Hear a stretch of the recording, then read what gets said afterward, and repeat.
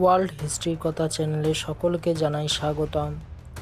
আজ আমি আপনাদের সঙ্গে আমাদের কলকাতার ব্যস্ততম ভারতীয় রেল স্টেশনের ইতিহাস সম্পর্কে আজ বলবো। আপনি যদি এই চ্যানেলে নতুন হয়ে থাকেন তাহলে প্লিজ চ্যানেলটিকে সাবস্ক্রাইব করে নিন, কারণ আগামী দিনে আরও নিত্য নতুন ইতিহাসের অজানা কাহিনী সম্পর্কে এই চ্যানেলে আসবে।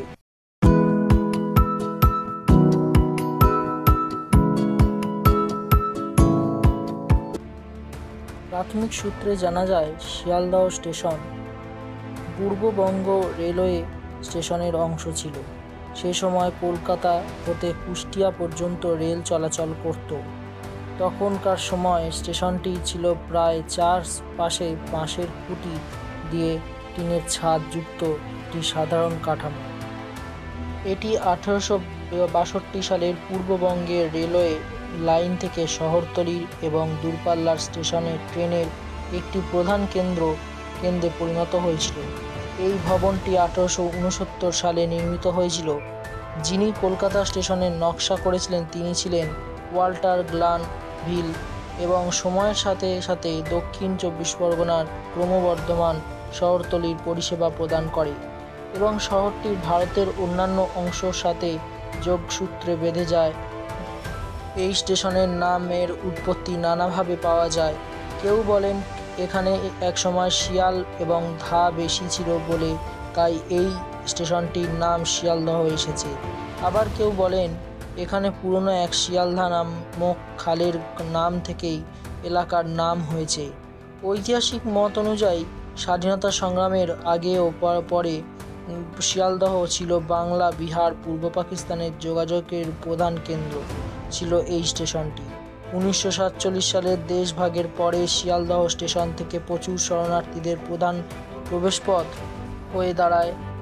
1950 থেকে 60-এর দশকে নাগাদ এখান থেকেই বহু পুণ্যার্থী বর্তমান বাংলাদেশ থেকে নতুন জীবনের সন্ধানে পশ্চিমবঙ্গে আসেন।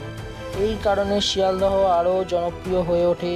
তবে এই শিয়ালদহ স্টেশনের থেকে এখন বর্তমানে নদিয়া, ব্যারাকপুর, দমদম, নৈহাটি, রানাঘাট, বর্ধমান, উত্তর 24 পরগনার দিকে অবধি ট্রেন যাওয়া আসা করে।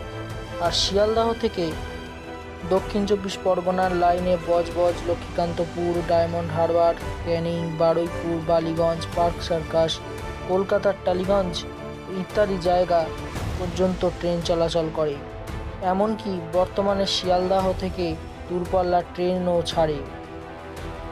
ব্রিটিশ আমলে শিয়ালদহের আশেপাশে গড়ে ওঠে অনেক ব্যবসায়িক এলাকা, যেমন বউবাজার, কলেজ স্ট্রিট, এনটালি ইত্যাদি। এই শিয়ালদহ স্টেশন আজও কলকাতার ব্যস্ততম রেল স্টেশনে পরিণত হয়েছে।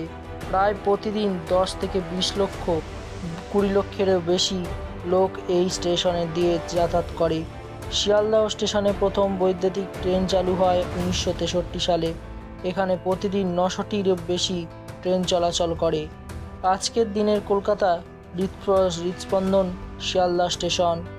এই স্টেশনে প্রতিদিন হাজারো জীবনের গল্প তৈরি হয়, মিলেমিশে যায় এই ইতিহাস ও বর্তমান পরিস্থিতির মাঝে। আজ এই পর্যন্ত। পরবর্তীতে আবার অন্য কোনো ভিডিওতে খুব তাড়াতাড়ি দেখা হচ্ছে। ভিডিওটি যদি ভালো লাগে তাহলে চ্যানেলটিকে সাবস্ক্রাইব করতে ভুলবেন না। ধন্যবাদ।